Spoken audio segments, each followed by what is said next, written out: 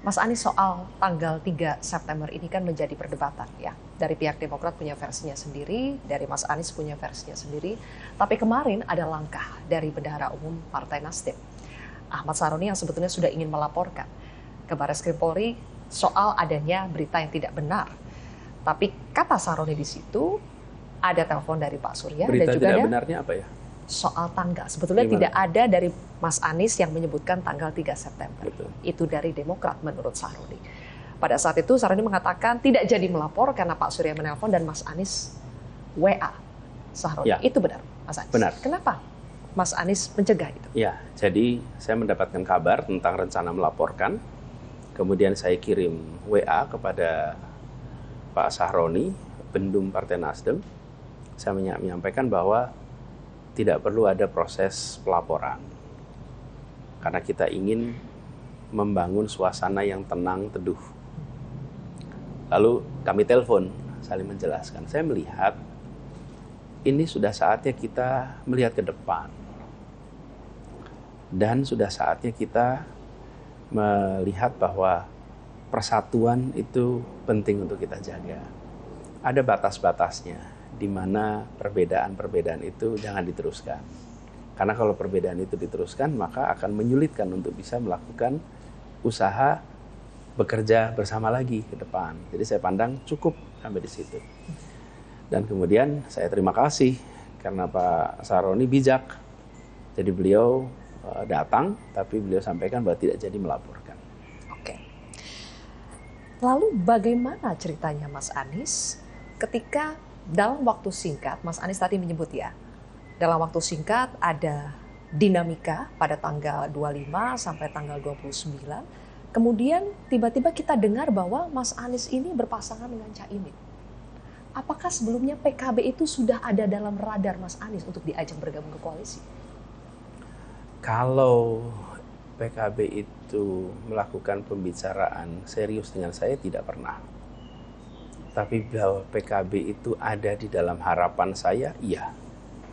Di bulan Juni, pada saat pertemuan saya menyampaikan opsi yang tersedia tinggal AHY.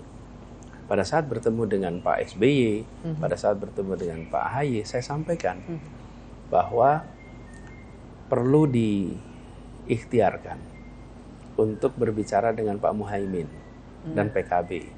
Dan saya mengharapkan Pak SBY bisa membangun komunikasi itu. Mengapa? Alasan saya sederhana. Beliau adalah menteri pada saat Pak SBY presiden.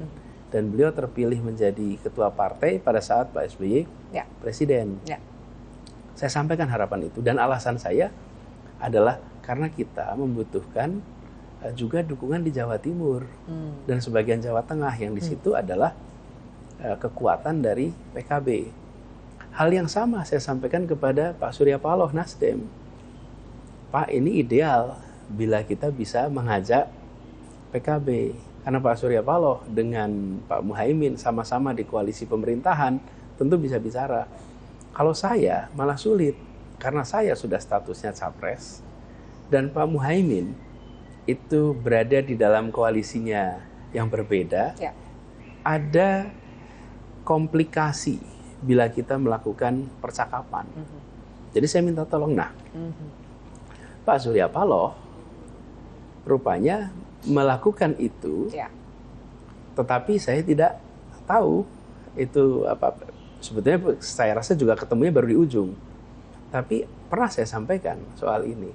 Nah, Pak Surya Paloh memang kalau komunikasi dengan PKB dan Muhaimin tidak punya beban. Beliau tidak punya konflik kepentingan dengan PKB ataupun dengan Caimin. Jadi dengan leluasa dia komunikasi. Yang Demokrat saya tidak mendengar kabar. Jadi bahwa PKB itu ada di dalam obrolan pernah saya sampaikan kepada kedua belah pihak, baik pada kepada kedua Pak belah Surya pihak maupun kepada Pak Kalau SBY. pada dengan PKS memang saya tidak sampaikan permintaan untuk PKS. Karena secara kultural maupun secara posisi koalisi mereka tidak bersamaan. Jadi titik sambungnya tidak banyak. Oke. Berarti Mas Anies dengan kata lain ketika Mas Anies menyampaikan bahwa ada deadlock, kemudian dari pihak Demokrat ini bisa saja permisi, artinya keluar dari koalisi, Di situ kan Pak Surya tadi katanya mengatakan, oke, wise enough, begitu kan, fair enough. Apakah karena ada pesan itu sehingga akhirnya Pak Surya mengambil inisiatif untuk akhirnya menghubungi Caimin? Ya, mungkin. Karena pertemuan Pak Dirman menyampaikan kepada Pak Surya Paloh itu Selasa siang. Selasa siang menyampaikan bahwa ini dari pesan dari Pak Capres pada saat ketemu. Dan walaupun Pak Surya juga sudah tahu. Nah, posisinya Nasdem tegas. Dan utusan Nasdem di dalam ruangan itu juga tegas. Jadi ketika ada cerita soal gebrak meja, itu yang gebrak meja adalah utusan Nasdem di dalam pertemuan itu. Yang menyatakan bahwa kami tidak mau ditekan untuk mendeklarasikan segera. Nah, jadi memang sudah ada perbedaan yang sangat lebar. Jelajahi cara baru mendapatkan informasi. Download Metro TV Extend sekarang.